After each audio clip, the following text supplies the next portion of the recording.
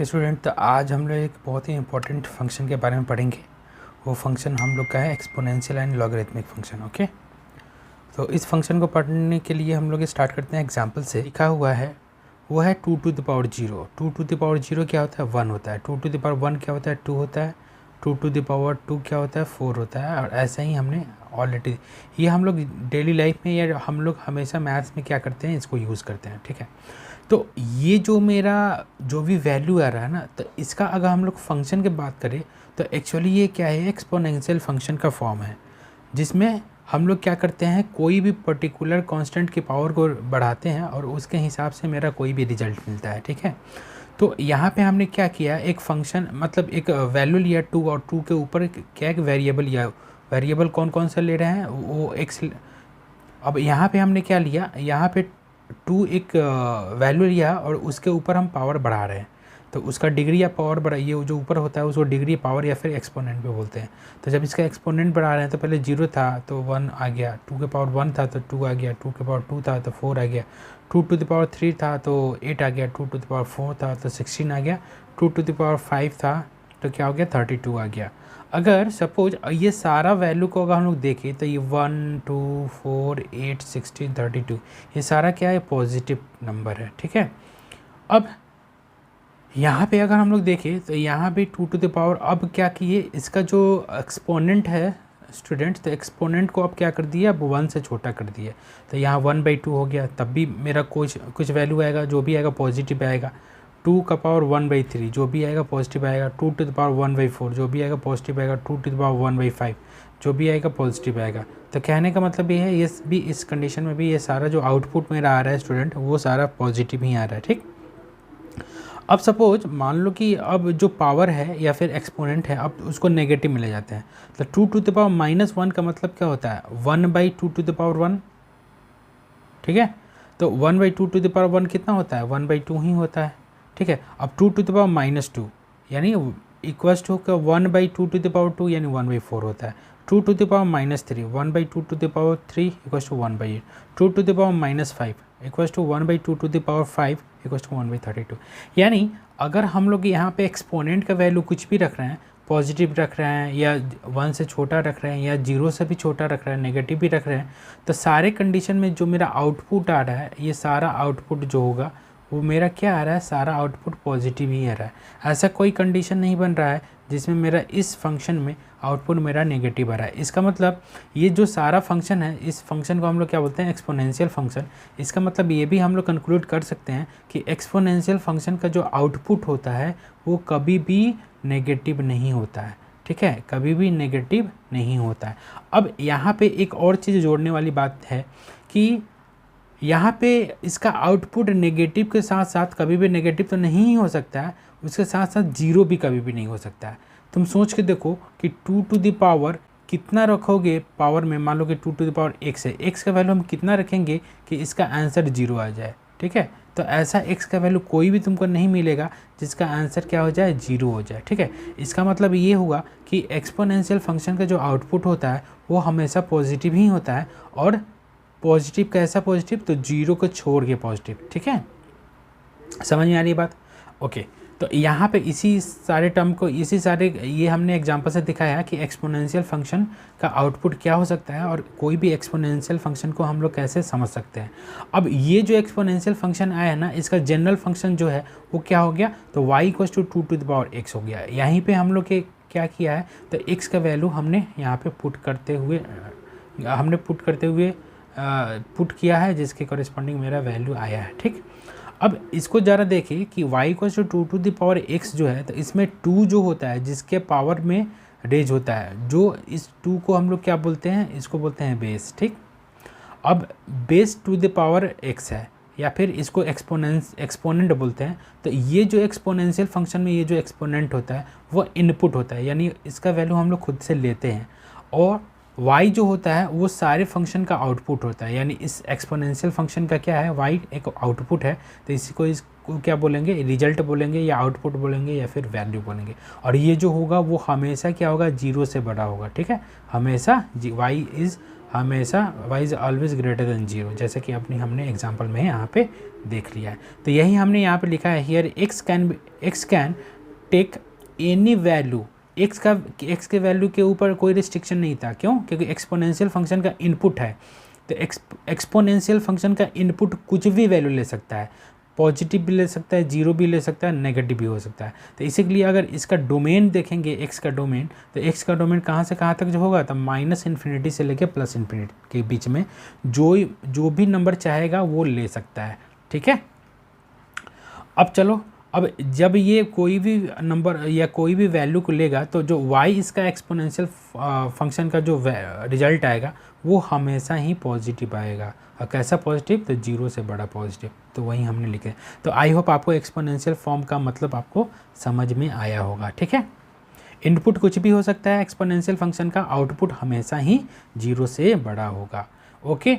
तो अब इसी को हम लोग आगे ड्रॉ करेंगे। तो इसके साथ साथ ही हम लोग क्या देख रहे हैं, लॉगरिथमिक फंक्शन के बारे में देख रहे हैं। ये मेरा लॉगरिथमिक फंक्शन है। अब देखो, जैसे कि एक्सपोनेंशियल फंक्शन हमने देख लिया 2⁻0 या जो भी हमने यहाँ पे देखा, अगर उसी को हम लोग लॉगरिथमिक में अगर इंटरचेंज करने का कोशिश करेंगे तो लॉगरिथमिक फंक्शन क्या बोलता है, जैसे कि यहाँ पे देखो, तो ये मेरा एक एक्सपोनेंशियल फंक्शन यहाँ पे हमने लिखा है 2⁻3 इक्वल्स टू 8, जहाँ पे 3 जो है वो क्या है, एक्सपोनेंशियल वेरिएबल है। यहाँ पे एक उस वेरिएबल को फिक्स 3 करके हमने रख दिया है।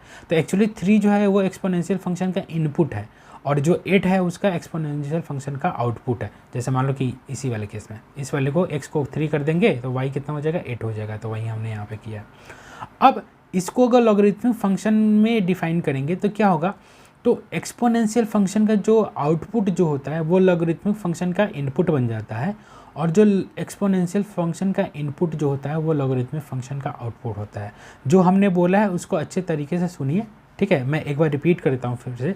एक्सपोनेंशियल फंक्शन का जो भी आउटपुट होगा वो लॉगरिथमिक फंक्शन का इनपुट बन जाता है, ठीक है। और जो एक्सपोनेंशियल फंक्शन का इनपुट जो होता है वो लॉगरिथमिक फंक्शन का आउटपुट बन जाता है। जैसे यहाँ हमने दिखाया है कि log टू द बेस 2 8, या फिर ऐसे इसको पढ़ते हैं log 8 to the base 2 log 8 to the base 2 equals to कितना होगा, 3, ठीक है। इसको पढ़ने का तरीका यही हो गया। अब इसको समझा कैसे जाए कि ये एक्सपोनेंशियल फंक्शन से कैसे इसको फेच करे या कैसे इसको क्या करे, एसोसिएट करे। तो देखो, तो यहाँ पे log का बेस 2 है और इसका इनपुट जो है log का 8 है। तो हम इसको ऐसा समझेंगे कि 2 के हेड पे कौन सा वैल्यू डाले, हेड पे कौन सा ऐसा वैल्यू डाले जिसका आंसर 8 आ जाए, ठीक है। 2 के हेड पे कौन सा ऐसा वैल्यू डाले जिसका आंसर क्या आ जाए, 8 आ जाए, ठीक है। तो अब बताओ 2 के हेड पे क्या वैल्यू डालोगे कि इसका आंसर 8 आ जाएगा, तो 3 डालोगे। तो जितना जो तुम्हारा आएगा मन में, तो वहीं उस लॉगरिथमिक फंक्शन का आउटपुट हो जाएगा। आई होप ये समझ में आया होगा। सपोज एक और एग्जाम्पल ले लेते हैं। मान लो कि log 16 है 2, तो अब इसका log 16 टू द बेस 2 का आंसर क्या होगा। तो बस आपको दिमाग में क्या सोचना है, 2 बेस पे कितना हम इसका हेड पे यानी इसका सर पे कितना रखे कि मेरा आंसर 16 आ जाए। तो जो मेरा रखने पर आंसर 16 होगा वही टोटल लॉग का आंसर हो जाएगा। तो जैसे देखो, तो 2 टू द पावर 4 रखेंगे तो ये 16 आता है, यानी इस टोटल लॉग 16 का जो आंसर होगा वो कितना हो जाएगा, 4 होगा। आई होप ये आपको समझ में आ रही होगी। तो ये किस पे बेस्ड है, बस वही इनपुट और आउटपुट पे ही बेस्ड है कि एक्सपोनेंशियल का इनपुट लॉग का आउटपुट बन जाता है और एक्सपोनेंशियल का आउटपुट लॉग का इनपुट बन जाता है। तो आई होप ये आपको बहुत ही अच्छे से समझ में आया होगा, ठीक है। चलो हम आगे बढ़ते हैं इस पर, ओके। तो हमने वहीं यहाँ पे एक बार मैं फिर से रिपीट करता हूँ, ये एक्सपोनेंशियल का इनपुट है, इसका आउटपुट बन गया लॉग का, और लॉग का जो एक्सपोनेंशियल का जो आउटपुट है वो इसका इनपुट बन गया, ठीक है। तो इसको हमने लिख दिया है कि input of exponential function is taken as output of logarithmic function and vice versa, ठीक है। जैसे कि हमने एक और एग्जाम्पल में करके बताया हुआ है यहाँ पे। तो 2 टू द पावर 3 जो है वो 8 है, तो क्या हो जाएगा, log 8 टू द बेस 2 कितना हो जाएगा, 3, यानी 2 टू द पावर 3 रखने पे 8 आएगा, तो आंसर इसका 3 हो जाएगा। 2 to the power 4 equals to 16 है, तो log 16 टू द बेस 2, तो 2 के पावर में क्या रखेंगे कि आंसर 16 आए, तो 4 रखना पड़ेगा, यानी 4 इसका आंसर हो जाएगा। 2 to the power -1 equals to 1/2 होता है एक्सपोनेंशियल फंक्शन में। तो log 1/2 द बेस 2, तो 2 के पावर में क्या रखेंगे कि आंसर 1/2 है, तो -1 रखना पड़ेगा तभी आंसर वो आएगा। 2 to the power -2 equals to 1/4, log 1/4 का टू द बेस 2, तो 2 के पावर में क्या रखेंगे, एक्सपोनेंट में क्या रखेंगे कि आंसर 1/4 है, यानी -2। तो आई होप ये आपको क्लियर होगा, ठीक है। अब क्या करेंगे, अब इसी को हम लोग को प्लॉट करना है, ठीक है। तो प्लॉट करना है, तो प्लॉट करने के पहले एक चीज़ और हम लोग देख लेते हैं। तो एक्सपोनेंशियल लॉगरिथमिक फंक्शन में तो हमने कोरिलेशन देख लिया। अब एक्सपोनेंशियल फंक्शन को थोड़ा सा जनरल फंक्शन से हमको डिनोट करना है। अब ये मेरा क्या है, ये जनरल फंक्शन हो गया एक्सपोनेंशियल फंक्शन का, ठीक है। तो y equals to a to the power x, जैसे कि a का वैल्यू हमने यहाँ पे क्या कर दिया है, पुट कर दिया है 2, ठीक है। तो a का वैल्यू हमने 2 पुट कर दिया है, ठीक। तो जनरल जो फार्मूला होगा वो क्या है, y equals to a to the power x है, जहाँ x क्या है, इनपुट है जो एक्सपोनेंट बोलते हैं, a जो मेरा है वो क्या है, मेरा बेस है, और y जो मेरा है वो क्या है, वो आउटपुट है। ओके, समझ में आ रही होगी।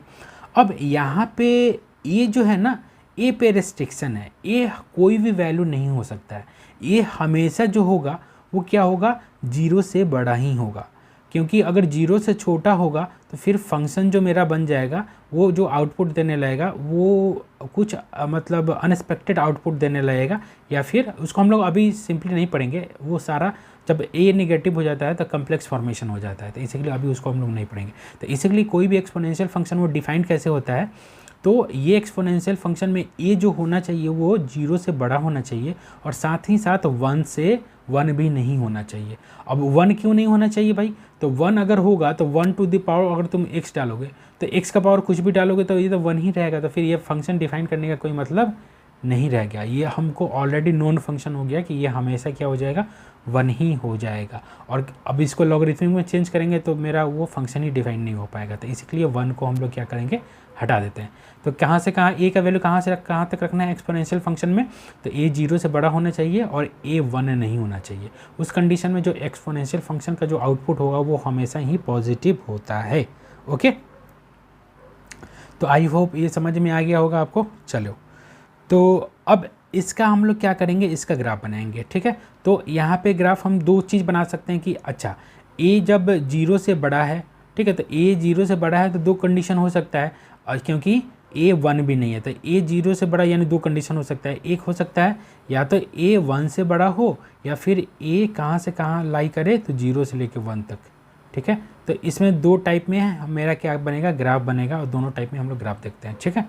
अब चलिए, अब a जब पहले हम देख लेना है, जब 1 से बड़ा होगा, यानी a का पावर क्या हो सकता है, 2 हो सकता है, 3 हो सकता है, a जो होता है 2 हो सकता है, 3 हो सकता है, यानी function 2 to the power x हो सकता है, 3 टू द पावर x होता है, 2.5 टू द पावर x सकता है, कुछ भी हो सकता है, या फिर 1.5 टू द पावर x हो सकता है, ठीक है। तो उस कंडीशन में हमने जो भी यहाँ पे डेटा लिया है, यहाँ पे देखो, यहाँ पे अगर 2 के ही कंडीशन को ले रहे हैं तो 0 पे 1 आया है, 1 पे 2 आया है, 2 पे 4 आया है, 3 पे 8 आया है, 4 पे 16 आया है। मतलब x का वैल्यू हम बढ़ा रहे हैं ना, तो y का वैल्यू भी बहुत ज़्यादा बढ़ रहा है, और x का वैल्यू अगर 1 से कम कर रहे हैं तो पॉजिटिव आ रहा है, x का वैल्यू यहाँ पे नेगेटिव भी कर रहा है तो y का वैल्यू हमेशा ही पॉजिटिव ही है, लेकिन हाँ वो x से छोटा हो जा रहा है। जब नेगेटिव वैल्यू के लिए वो x से छोटा होगा, पॉजिटिव वैल्यू के लिए क्या होगा, बड़ा ही होगा। ओके, तो इसके लिए हम लोग इसको प्लॉट करेंगे, तो प्लॉट करेंगे तो 0 x इक्वल्स टू 0 पर y इक्वल्स टू 1 आ रहा था, यहाँ पे देख लीजिए, x इक्वल्स टू 0 का 2 टू द पावर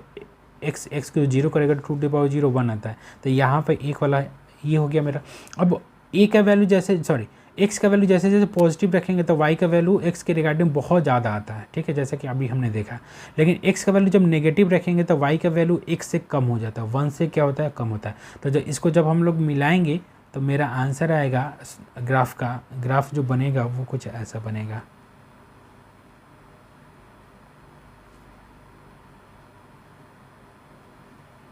समझ में आ रही होगी आप,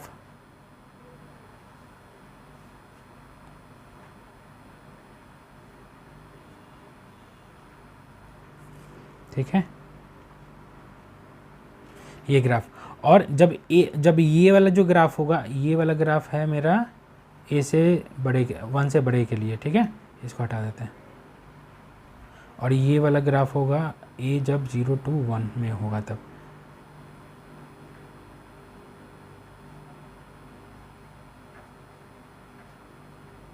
ठीक है।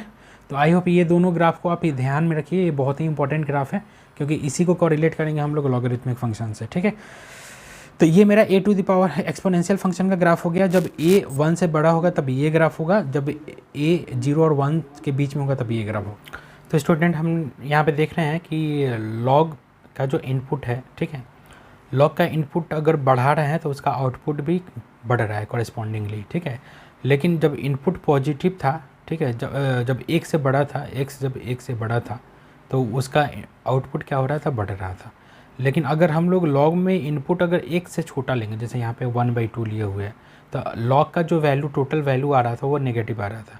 1/4 लिए तो और ज़्यादा जा रहा है नीचे, 1/8 लेंगे तो और ज़्यादा नीचे जाएगा, 1/16 लेंगे तो और भी ज़्यादा नीचे जाएगा। तो इसका मतलब ये है कि जब 1 से जैसे जैसे वैल्यू हम लोग छोटा लेंगे ना, तो टोटल जो लॉग का जो वैल्यू है वो नेगेटिव आ रहा है, ठीक है।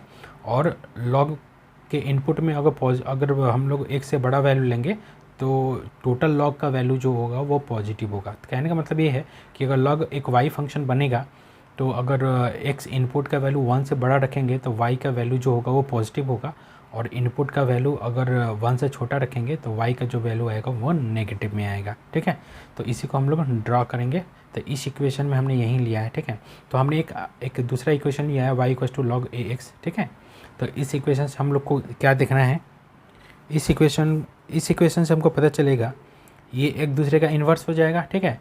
यानी इसके सारे पे या इसके माथे पे रख दो a⁴y, तो ये डिफाइन हो जाएगा a⁴y = x, ठीक है। जहाँ पे जो ये मेरा आउटपुट जो है एक्सपोनेंशियल फंक्शन का वो कभी भी 0 से बड़ा ही होगा, ठीक है। और एक्सपोनेंशियल फंक्शन का इनपुट जो है वो कुछ भी हो सकता है। वैसे ही यहाँ पे लॉग का आउटपुट कुछ भी हो सकता है, लेकिन लॉग का इनपुट जो हमेशा पॉजिटिव ही होगा और 0 से बड़ा, ठीक है। तो आई होप ये आपको समझ में आया होगा। तो इसमें भी 2 कंडीशन बनेगा बेस पे। बेस एक होगा 1 से बड़ा, एक होगा 0 से 1 के बीच में।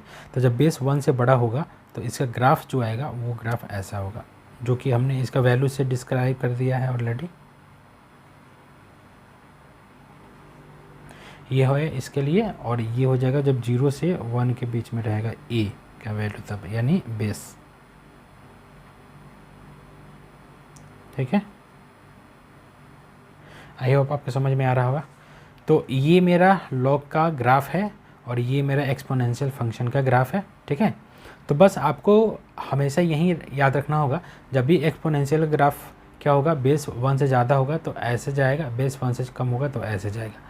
और लॉग का ग्राफ क्या होगा, जब भी बेस 1 से ज़्यादा होगा तो ये होगा, जब भी बेस 1 से कम और 0 के बीच में रहेगा तो ये हो जाएगा, ठीक है। 1 और 0 के बीच में रहेगा तो ये हो जाएगा। तो आई होप हम यहाँ पे क्लियर हैं और आपको समझ में आया होगा, ठीक है। तो हम लोग अब बात करते हैं एक और फंक्शन के बारे में। अब स्टूडेंट हम लोग बात कर रहे हैं एक क्वाड्रेटिक इक्वेशन के बारे में, ठीक है। तो ये एक क्वाड्रेटिक एक्सप्रेशन दे रखा है, ठीक है, y = ax² + bx + c, जहाँ की a b c क्या हो सकता है, कांस्टेंट हो सकता है। और क्वाड्रेटिक इक्वेशन को बनाने के लिए e क्या होना होगा, 0 नहीं होना होगा। और यहाँ पे जो हमने लिख रखा है, a जो होता है वो कोएफिशिएंट ऑफ x² होता है, b जो होता है वो कोएफिशिएंट ऑफ x होता है, और c जो होता है वो कांस्टेंट टर्म होता है, ठीक है। तो अगर क्वाड्रेटिक इक्वेशन को डिफाइन करें तो क्वाड्रेटिक इक्वेशन को हम लोग ऐसे इक्वेट कर सकते हैं कि ax² + bx + c = 0। ये क्वाड्रेटिक इक्वेशन का फॉर्म है, या इसको क्या बोलते हैं, एक क्वाड्रेटिक इक्वेशन है, ठीक है। और जब इस क्वाड्रेटिक इक्वेशन को सॉल्व करेंगे तो इसका रूट्स आता है, तो उस रूट्स को हम लोग क्या बोलते हैं, roots. The solution of the quadratic equation is known as generally roots, ठीक है। तो इसका जितना भी रूट आएगा हम उसको रूट के बारे में हम लोग बोल देंगे, और इसको फाइंड करना है क्या, तो उसको क्या बोलते हैं, सॉल्यूशन बोलते हैं। सॉल्यूशन और रूट्स में भी अंतर होता है, तो उसका अभी यहाँ पे कोई खास अंतर नहीं है। आप जब मैथमेटिक्स पढ़िएगा या जो भी इंजीनियरिंग वाले स्टूडेंट हैं कि इसका रूट्स क्या हो सकता है, तो इसका सॉल्यूशन हम यहाँ पे नहीं करते हैं, सिर्फ हम बता देते हैं कि इसको परफेक्ट स्क्वायर बना के ही इसका रूट्स निकाला जाता है, ठीक है। तो परफेक्ट स्क्वायर कैसे बनाते हैं आपको ऑलरेडी पता होगा, ठीक है। चलिए, तो अब हम देख रहे हैं कि अगर सपोज मान लो कि यहाँ पे x square plus b x plus c equal to 0 है, तो इसका रूट्स क्या हो सकता है। अब क्योंकि ये 2 डिग्री का इक्वेशन है, यानी क्वाड्रेटिक इक्वेशन है, तो इसका 2 रूट्स होगा। तो इसका 2 रूट्स कैसे फॉर्म होता है या कैसे आता है, तो होता है, मान लिया कि अगर इसका 2 रूट अल्फ़ा और बीटा है, तो एक रूट जो होता है -b प्लस √d/2a होता है, और दूसरा रूट जो होता है वो -b माइनस √d/2a होता है। अब जाहिर सी बात है यहाँ पे d का मतलब क्या होता है, तो d जो होता है वो होता है डिस्क्रिमिनेंट, ठीक है। अब डिस्क्रिमिनेंट को हम लोग डिफाइन करते हैं, ठीक है, उसके आगे वाले टर्म में डिफाइन करेंगे। तो इसके लिए पहले ये देख ले, तो b क्या है, तो कोएफिशिएंट ऑफ x है, a क्या है, कोएफिशिएंट ऑफ x² है, ठीक है। तो इसको हम लोग अब आगे देख रहे हैं। और d जो होता है वो क्या होता है, इसको बोलते हैं डिस्क्रिमिनेंट, ओके। डिस्क्रिमिनेंट का जो फार्मूला होता है वो b² - 4ac होता है, d² - b² - 4ac। b क्या है, a क्या है, c क्या है, आपको ऑलरेडी हमने यहाँ पे बता दिया है, ठीक है। अब जो भी रूट होगा, अब क्योंकि या अल्फ़ा जो अल्फ़ा बीटा है इसके अंदर d जो फंसा हुआ है रूट के अंदर फंसा हुआ है, यानी रूट पे रिस्ट्रिक्शंस होता है, रूट कभी भी रूट के अंदर एलिमेंट कभी भी नेगेटिव नहीं हो सकता है। यानी अगर d पॉजिटिव होगा तो रूट क्या होगा, पॉजिटिव होगा और रियल होगा, ठीक है, रियल एंड डिस्टिंक्ट होगा। d जब 0 हो जाएगा तब क्या होगा, रियल और इक्वल रूट हो जाएगा। लेकिन d अगर नेगेटिव होगा तो रूट के अंदर नेगेटिव आएगा, जो कि क्या करेगा, तो इमेजिनरी वैल्यू को देगा, ठीक है। तो आई होप ये आपको समझ में आया होगा। ये अल्फ़ा बीटा यहाँ पे हमने क्या लिखा हुआ है, रूट लिखा हुआ है। तो अल्फ़ा प्लस बीटा को हम लोग करेंगे तो ये आता है b - a, और सम प्रोडक्ट ऑफ रूट जो होता है c/a होता है, और डिफरेंस ऑफ रूट होता है वो होता है डिफरेंस ऑफ रूट होता है √d/a, ठीक है। तो आई होप आपको समझ में ये आया होगा, ठीक है। यहाँ पे हमने ऑलरेडी लिख दिया ये सबके बारे में, कोएफिशिएंट क्या होता है, ठीक है। तो ये जस्ट आपको नॉलेज में रखना है, क्योंकि जब भी क्वेश्चन आएगा तो उसमें हो सकता है कि कोई जब भी मोशन का इक्वेशन बनेगा पुलिस और चोर वाला, तो उसमें आपको क्वाड्रेटिक इक्वेशन या रिलेटिव जब भी इक्वेशन सॉल्व करना पड़ेगा तो वहाँ क्वाड्रेटिक का फॉर्म आ जाता है। तो बेसिक क्वाड्रेटिक में आपका क्या होगा, फिजिक्स का क्वेश्चन आपका आसानी से बन जाएगा, ओके। तो यहाँ पे अब ध्यान देने वाली बात क्या है स्टूडेंट, तो यहाँ पे जैसे मान लीजिए कि एक एग्जांपल से ही देखते हैं, ठीक है। जैसे मान लिया कि एक एग्जांपल ले लेते हैं, x² - 6x + 5, ओके। तो यहाँ पे आपको देखो कि a = 1 है, कोएफिशिएंट ऑफ x², b क्या है, कोएफिशिएंट ऑफ x है, और c क्या है, कांस्टेंट टर्म है। तो इसमें अगर तुम देखोगे तो d जो आएगा वो कितना है, b² - 4ac, तो b² - 4ac, तो क्या होगा, -6 का होल स्क्वायर -4 × 1 × 5, ठीक है। तो ये कितना आएगा, 16 आएगा, ठीक। तो 16 इज़ ग्रेटर देन 0, यानी d जब ग्रेटर देन 0 होगा तो क्या, रियल और डिस्टिंक्ट रूट देगा, ठीक है। यानी अल्फ़ा बीटा इसका अलग अलग आएगा। आप फैक्टराइजेशन मेथड से भी डायरेक्ट बना सकते हो कि इसका एक रूट आएगा 2 और दूसरा रूट आएगा 3, या दोनों पॉजिटिव है और दोनों अलग अलग है। अब सपोज मान लो कि अगर एक ऐसा इक्वेशन ले लेते हैं, x² + x + 1, तो यहाँ पे a भी 1 है, b भी 1 है और c भी 1 है। तो इस कंडीशन में अगर इसका हम लोग d लिखिए तो d कितना, b² - 4ac, तो b² - 4 × 1 × 1, तो ये होगा -3। तो -3 लेस देन 0 है, तो लेस देन 0 हो जाएगा तो क्या, इमेजिनरी रूट के अंदर फंस जाएगा, नेगेटिव चाहिए, तो ये क्या देगा, तो इमेजिनरी देगा, ओके। तो आई होप ये बेसिक क्वाड्रेटिक इक्वेशन आपको समझ में आया होगा। आपको सिंपली ये आपको रूट ध्यान रखना है, डी का वैल्यू क्या होता है ये आपको ध्यान रखना है। आई होप आप लोग जानते भी होंगे, लेकिन फिर से हमने यहाँ पे क्या किया, एक रिवीजन करा दिया, ठीक है। तो चलिए अब ये जो क्वाड्रेटिक इक्वेशन है, क्वाड्रेटिक इक्वेशन अब देखो ये x² में है, तो इसका अगर ग्राफ भी बनाओगे तो पैराबोलिक ग्राफ ही बनेगा। तो इसके ग्राफ में अभी हम लोग नहीं जानते, हम लोग डायरेक्ट, क्योंकि ऑलरेडी x² का ग्राफ हम लोगों ने देख लिया है, तो अब डायरेक्ट क्वेश्चन पे आएगा तो हम उसी से हिसाब लगा लेंगे और बहुत अच्छे तरीके से हम लोग क्वेश्चन को आगे टेकअप करेंगे, ठीक है। तो चलिए अब मेरा जो मैथमेटिकल टूल में अब सिर्फ 2 ही चीज़ बच गया है, एक डिफ्रेंशिएशन है, एक होता है इंटीग्रेशन। तो डिफ्रेंशिएशन और इंटीग्रेशन नेक्स्ट क्लास में हम लोग देखेंगे, और उस पर अब हर एक पे मैथमेटिकल टूल जितना भी हमने बताया उस पर हम लोग अब क्वेश्चन करेंगे। तो चलिए आज के लिए इतना ही रहते हैं, मिलते हैं नेक्स्ट क्लास में, ओके, थैंक यू।